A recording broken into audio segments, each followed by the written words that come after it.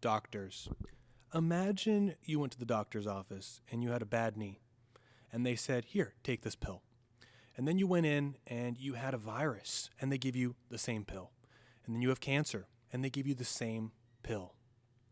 Customization is critical for us as humans. We are individuals. We are each unique. And as unique humans with emotions, mechanical bodies, and everything in between, we require customized care. Today, we're talking about customized exercise. Welcome to Strata. I'm Glenn. And I'm Brandon. Welcome to the Minds on Muscle podcast. Customized exercise. Holy Hannah. So Glenn and I have both been in this. We're both kind of like close to 20 years in the fitness and exercise industries. And I've been teaching for nearly 10.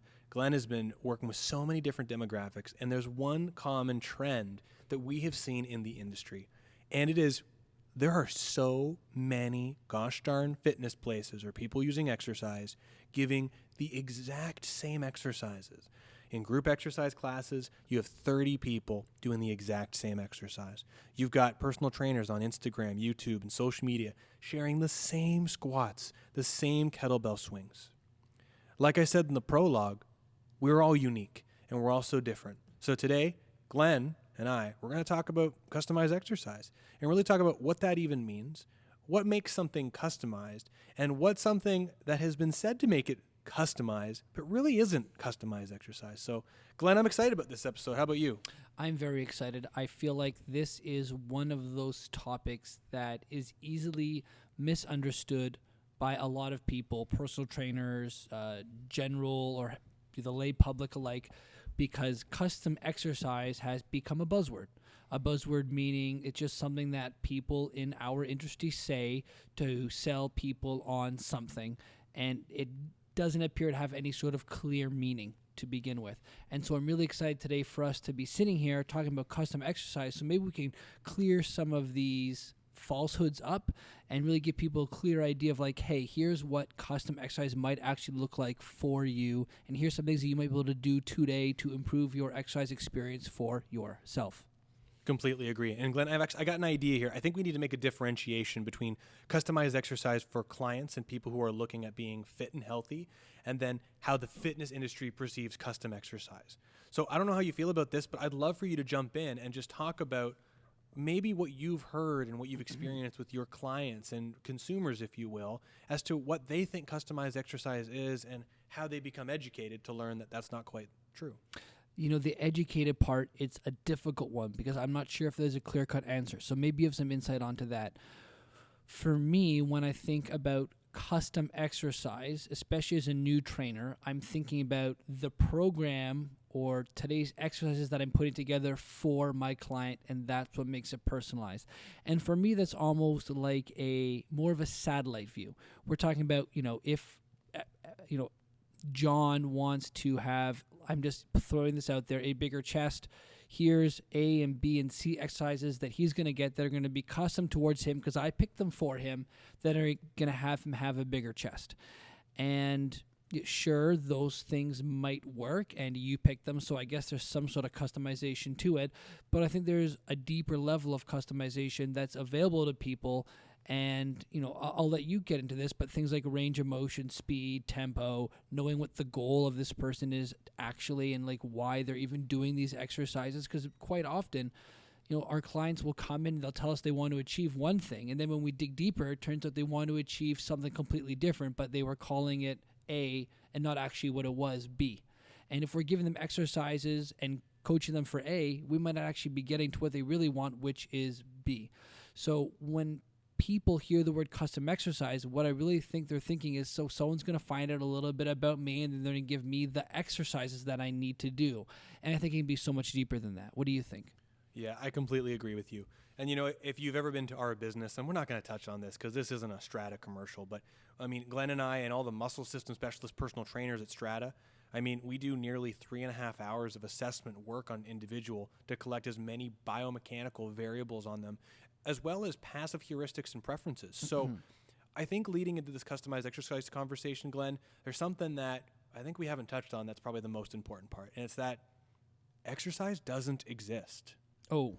Oh, shots fired, Brandon. And this is the thing, right? Exercise and the fitness industry, it's a weird industry, right? If you think, first of all, of the flavors of ice cream of fitness, right? Pilates, yoga, running, weight training, powerlifting, whatever your flavor is, that's fine.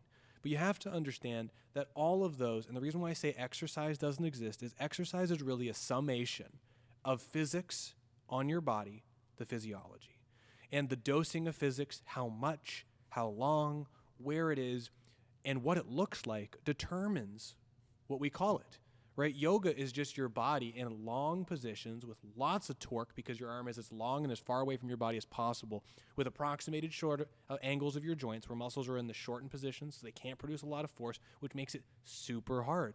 And people bias mobility. While weight training, at least in most consumers' eyes and most people who see this, see it as a bunch of grunts throwing around weight, trying to get as muscular as possible. Exercise doesn't exist. It's really just physics on the body and how the body responds. So if we think of it that way, much like food is just a series of chemicals in different organizations, and we have to get the right chemicals in our body to be healthy, as it relates to exercise and customized exercise, how is it possible that all these different shapes of humans, the 7-foot-tall basketball player, the 4-foot-tall child, and they're starting to get active, and you're going to put them in the same machine, the same scenario, the same class, and you're going to make them do the same thing. It's just not right. Everyone's built so differently. No one has the same positioned car seat. No one's feet touch the ground in an airplane quite the same way. No one should be eating the same food and getting the same medicine. So first and foremost, what we have in the fitness industry, which is a real struggle, is the idea for most people that customized exercise is happening when they go to a gym and to a class. It's not. Most trainers' ideas of customized exercise, what is it? They are lightening the weight. Or they tell you to don't go as deep. And those are all versions of customization, but those are just the easiest, most reachable in a group setting. How do we know that they're really the best, you know? Yeah, and it can be challenging. And part of this, and I think part of the reason we see what you just described is because, as we mentioned in our introduction episode, this is a highly unregulated industry. There are courses which you can do for a weekend and pay $600 for and come out of it a certified personal trainer with the necessary insurance to work with other people's bodies. And what that lends itself to is a low quality of education. And so part of me also doesn't want to downplay trainers who are doing their best right now with the tools that they got. I think what we're talking about right now is that actually there are many deeper layers of customization than I think most people are experiencing, because quite frankly, maybe it's going to limit on saying this, but most trainers in the fitness industry don't actually have a lot of deep knowledge on physics, on biomechanics, and perhaps on anatomy and physiology, because these are the things that make up the exercises. I say that in quotations because Brandon said there's no such thing as exercise, but these are the variables that make up exercise. And if people don't understand all the nuances of those variables, it's really hard to pick apart, hey, how do I customize a bench press or a single-legged squat, or how do I make up an exercise for somebody that doesn't even have a name because no one's really doing it, but it's what this person needs in order to feel their best with what they've got right now. Completely agree. And so if you've listened to the introductory podcast, or you know Glenn and I, Glenn came from a sports training world to start off working with athletes. And I did a little bit of athlete work. My family was actually involved with the NHL when I was a young person. So I was behind the scenes at Dallas Stars strength coach conditions, and I've been at a few camps, which is really amazing. But I'll tell you what, that's the problem, is that most people think of themselves as athletes, and most people believe that since an athlete can do it, that they should be able to do it.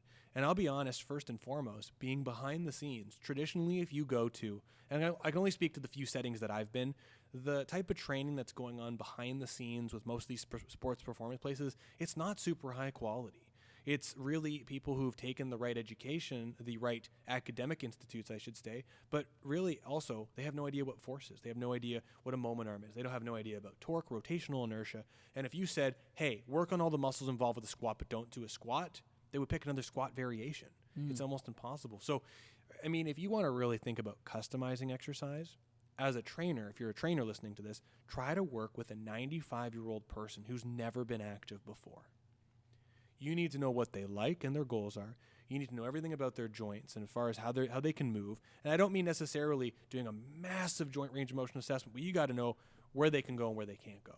I mean, customizing exercise starts with working within active range of motion, working within the range of available contractile lengths, range of available joint positions. And then the biggest thing, and this is a quote from someone that I know well named Tom Purvis, the founder of Resistance Training Specialist Program, and those range of available contractile lengths and range of available joint positions are coined by him. He said this, do you know what the difference is, in his opinion, between a $50 an hour trainer and a trainer that charges $500 an hour outside of working at LA and working with actors? Oh, what is that? The $500 an hour trainer knows when to stop. And I think that's so profound because with customized exercise, I think there's a couple variables that are important. Based off of your disease history, your athletic history, and your current condition, is the movement okay for you? Is it pain-free? Does it help to bias muscles? Does it help to bias muscles in a way that will give you more what you want based off your fundamental objectives? And finally, which is almost more important besides from the physics and the goals, is are you doing an amount that is just the right amount to elicit the change that you want, but not cause any problems? Are you doing just the right amount that you're going to get the results? You're not wasting anybody's time. You're going to get the results as fast as you can, but not poke any bears. And that's the Goldilocks zone, right? Earth is in this beautiful habitable zone between being too hot, close to the sun, and too far away and too cold. Exercise needs to be in that nice Goldilocks zone where you're getting everything and none of the bad stuff. You know what I mean? Yeah, I understand, and I appreciate you segueing into that because, it's very good for us to say, hey, you can customize exercise more than you're doing right now. It's not as easy as being an exercise dispenser, but it's another thing to start showing people and explaining to people, hey, here's some of the different things that you can look at. And some of the things that I heard you say are, range of available joint positions and range of contractile ability? Range of available contractile lengths. Right. So what I hear from that is like there's almost like a difference between like how far can your joint move, but within how far your joint can move from position A to position B, how much of that can you control? And I'm guessing, I think you may have mentioned this, but correct me if I'm wrong, you want to find out how to do an exercise for yourself where you're working within what you can control, and by getting that stronger, you would eventually think that you could control more and more. Is that correct? 100%, yeah. When I think I've already mentioned this, I did a presentation in Portugal over a webinar with thousands of people, which was super cool. But one of the questions I had was, is there chronic adaptation from active range of motion? Right? What they're asking is, if you just do active range of motion, are there changes that happen? And that's where it's so important. If you're a first-time exerciser or someone that's coming back from an injury, if you want customized exercise, one, figure out where you can move with no problems. And frankly, if you create the right physics dosings within that active range of motion, right, summation of what your joints can do and your muscles can do, and you like how it feels, you will get better at it. Mm-hmm. And this is another customized thing, this is where I love exercise more than passive approaches to improving the body. Because if you really dose exercise, you put the right physics, the right machines, the right implements on the body in the right scenario, and the individual can progress from that. And you do it actively, just like learning how to paint or use a hockey stick to shoot a puck real well, you're going to get better at it way faster. So, yeah, you're absolutely right. I just think it's amazing. It's really all about what you currently have and then how you can progress that. I just think it's remarkable. One of the things that I don't say I lie awake in bed at night I'm thinking about, but definitely pops into my mind is that when people exercise, and I'll say whether it's the first time in a month or the first time in 6 months, first time in a year, or like the first time in their life, it's amazing how little you actually need to give them for them to see some sort of improvement or change, or for even them just to quote unquote feel it the next day. I think we've all been there at one point in our careers where we're working with one of our first clients ever, and we want them to feel like they had a good workout, and so we kind of take them to what would be quote-unquote failure, or to a place where they articulate to us, I couldn't possibly do another one. And lo and behold, they wake up the next day, and they're bodies, chances are, and I say this very lightly, but are a wreck. They've overdone it. They've exceeded their Goldilocks zone, right? From my understanding, the Goldilocks zone, at least when it comes to exercise, is that there's this zone in which you can apply the right amount of force, the right amount of exercise, and have someone improve. And if you flirt with the upper end of that, you'll see an improvement in the Goldilocks zone. But if you flirt with it too much and you go past it, you can do some damage to tissues. And that's usually when people feel some sort of injury, and sometimes it's very direct, like a muscle pull or a strain, but sometimes it's from doing it too much, too often, and it becomes like an overuse injury over the course of a couple weeks. But likewise, the other end of that Goldilocks zone, and this is where a lot of people who don't exercise end up landing, which is that if you don't really ever challenge your muscular tissue or any tissues in the body, there's an opportunity, not an opportunity, but there's a good chance that you're going to lower the quality of your muscular system. You're going to lower the function of your body, and you're going to begin to lose that over time, right? And this is why the appropriate exercise is important. So you can learn to flirt with that upper echelon of what you can tolerate and improve it. And the crazy thing is that every joint in your body has actually a different amount of force it can tolerate. These tissues are different from area to area. It's just another reason. Person to person. Right. And which is just another reason why it's super important for people to be able to understand, or at least trainers, and I guess people as well, to understand that every area of your body is a little bit different. And if you want to get the most out of this human body, every area of your body needs a little bit of a different dosing so you can get just what you need. And to add to that point, I love what you said there, but our industry, and I don't want to say fitness industry because it sounds like we're just picking on it, but I think there are some really absurd standards that we've just been kind of commonly educated to think that that's just normal. Like if I'm not going to the gym 5 times a week, I'm not doing enough. If my posture isn't looking a very specific way, there's a big problem. If I don't squat and it looks just like that person over there, I'm squatting wrong and there's some serious dysfunction here. You reminded me of a story as far as customization goes. There was a client, she's still a client of mine now. She is 78 years old. She started with me 8 years ago, maybe even 9, around 70 years old. And she has severe scoliosis. So if you're not familiar with what scoliosis is, it's where there's this massive curvature in the spine. There's a couple different forms of it, functional and structural, or anatomical rather. And this client had anatomical scoliosis, both lumbar, thoracic spine, massive. She had a huge lean when she was standing. She couldn't stand upright, like almost 45 degrees to the left. And like I was taught, this is 9 years ago, I think, nearly 10, I saw her. And as the first exercise, I said, we're going to work on your posture. I don't like how you're standing because it's not how I've been taught is the right way for you to stand. So here's what I want you to do. I want you to shove this back. I want you to stand up tall, squeeze your shoulder blades back. And I kind of got her to force herself into this perfect looking posture position. I said, try to walk around like that and then come back next week at the same time and we'll talk about how it went.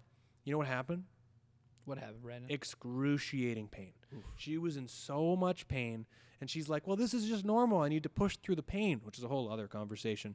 And it was awful. I mean, now that I'm thinking of it, it was 10 or 11 years ago because I started teaching 10 years ago. But I was just doing what I was told with her, and I was trying to get the best results I possibly could. And the real problem was the things that I was taught that were standards of personal training certifications in education and even physiotherapy to some regard were outside of what she could control. Even though everything I read said this is okay for someone over this age. And so that's a big bummer because I could have easily worked on progressing that more. So traditionally, there's a lot of things out there, standards, that aren't even customized, but people aim towards. And I think it makes it real tough. Well, this one of the biggest misnomers, I think, in I'll say the health and fitness, maybe perhaps even like the healthcare world, which is having these, to me now, absurd standards for what's appropriate and what's not appropriate. Because essentially what we're doing, and you see this all the time, whether it's personal training or I'll say it in physiotherapy as well, where people will come in and the evaluation process sometimes isn't really even an evaluation process, right? Really good physiotherapists will spend a session or two getting to know somebody physically before prescribing sort of exercise. But I feel like that's more of a rarity, at least from what I've experienced and the people that I know. And we'll say do these exercises, and it's like you said, they'll just be completely inappropriate for these people. But, and this is a conversation I have all the time. One of the things that's missing, I think, in our education system and from physical education as well is being able to comb over the evidence and collect the data that you have and help make better decisions for someone's health and wellness.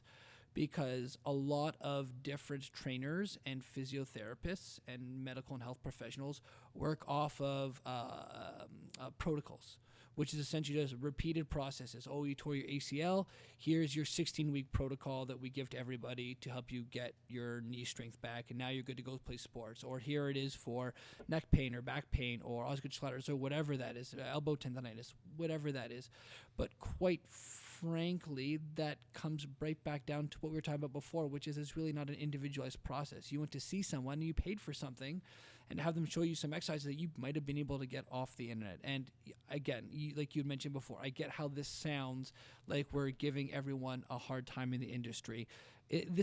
I want to reiterate, that's not what this is. We just want everyone listening to understand that there's a level of customization which most people are overlooking. And if you really want to lead your best life and get the results that you want and feel your best, this is something that you have to start looking into, or at least being more aware of and questioning as you go along and you invest in your own health. And if you are investing in someone to help you with your health, maybe they are aware of this kind of stuff too. What do you think, Brandon? Yeah, no, I completely agree. So how about this? And because it does sound like we've been ranting a bit, let's give you guys something. So if you're someone who's getting into exercise, you're currently exercising, and you want to customize things a bit more, start off by trying to assess your mobility for the given exercise. So exercise-specific motion. So takeaway number one. If you're going to go to the gym, pick a movement like your bench press or your squat or your yoga position and try to just go through the motion with a very low amount of stress and just see what feels good, and try to do it from right to left and see if they feel the same. If one feels like you can't go as far, try to modify your exercise, the machine, adjust the pin, whatever it may be, to work to that lowest common denominator. If you're new to exercise for point number 2 and you're like, well, I want to progress this, but I'm not really sure how I should, look at what you're currently doing. And say you're doing something. Say you're going to the gym 40 minutes once a week, whatever it may be.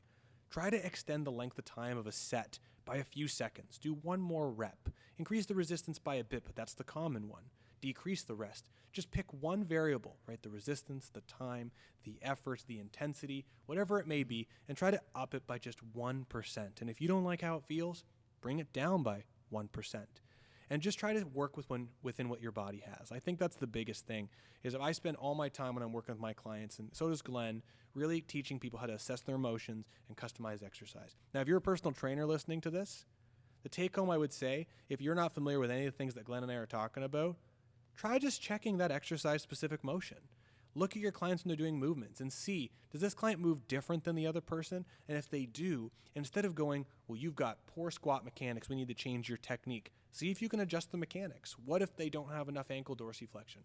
Or they've got a really long femur and it shoves their knee over top of their toe and they block out a dorsiflexion. If you lift their heel up, does it make it better? If you can reduce the resistance so the profile is a little better at the bottom with using elastic bands, see if that makes a big difference. But I hope that this episode for you guys there were some practical take-homes, but at the end of the day, you are all unique, wonderful human bodies. And group scenarios, group distribution of online content, whatever it may be, it's not going to be the best fit for you because you are unique. And you need to know that. Your body's unique, and if you focus on your unique body, you're going to get a lot from it for a long time. So, Glenn, what is your pick of the week? Pick of the week. My pick of the week is the R&B artist, The Dream. The Dream is... You did not see that coming. Did not see that coming at all. No. What a twist. I feel like you're going to be like bringing the tech stuff all the time, and I'm going to be bringing like the media all the time. No, the Dream is an R&B artist that I listen to. I love his albums. He's not for the young people. He's definitely for the grown and sexy, I would say. It's definitely that R&B rhythm, but it's one of the things about still being in that quarantine life as we record is that you start kind of going through some of the comfort stuff that you grew up with because it's nostalgic, and I won't say it reminds you of a better time, but it reminds you of a time when there wasn't a COVID pandemic. So I've been listening to some of his albums on lock. My favorite one is called The Love King. He's dropping a whole bunch of new singles right now, which I'm checking out. I don't love them as much as I do as the original stuff, but The American Dream. If you look up The Dream on Spotify, you'll find him. I will say he's written for artists like Rihanna. He wrote the song Umbrella. He's written for a whole bunch of your favorite pop and hip-hop artists. Definitely check him out. One of my favorites, The Dream. Brandon, I'd love to know your pick of the week. My pick of the week is observation. You have the best picks of the week. I know. But you know what? Here's the thing: is I would say, in the vein of this podcast, the fitness industry, as clients, as trainers, whatever it is, I think practicing the competency of observation is really an amazing skill. And if you're into meditating, if you're into academic prowess, if you're looking to learn more, try to observe things in a different way. Now that sounds super cliche, but I would say, I got a new son at home. New son sounds like I just bought a new car. I bought a new son. No, I got an 8-month-old son, and being able to just be there and observe him learn new things, observe him grab stuff, is really amazing. But as exercise folks, observing how someone moves, observing how you're moving, observe how the people around you are moving. Observation is really actually a tough skill. People can see, but not all people can observe. So my pick of the week is observation. Brendan, I need to know, if you're to observe your son's body, which of your muscle groups genetically does he have? Does he have your biceps? Does he have your back? Does he have your quads? What does he got? None. My wife, both my wife and I have done fitness competing in different regards, but my wife has done probably near 10 figure competing show, and she has remarkable genetics. Her family's got remarkable genetics. I know her grandfather, there's a picture that's like probably 50 or 60 years old of her grandfather who never lifted a weight, and he's just one of those dudes who has the remarkable like chest ab genetics. Yes. So to answer your question, I would say currently none. Yeah. Because when I see him in the tub and I see his back and his legs, he has all of the awesome proportions that my wife has and family has, and none of mine. So he's going to look great, and it won't be because of me. Fantastic. Everyone, thank you for listening to the podcast. Brandon, where can they find us? So we're at Strata Internal Performance in Newmarket, Ontario. You want to learn more about our in-service work or educational programs, check out www.stratainternalperformance.com. This is Minds on Muscle. I'm Brandon. I'm Glenn. Oh, I almost jumped to You it. almost got it. Anyway, thanks so much for listening, guys. We'll catch you real soon. Enjoy.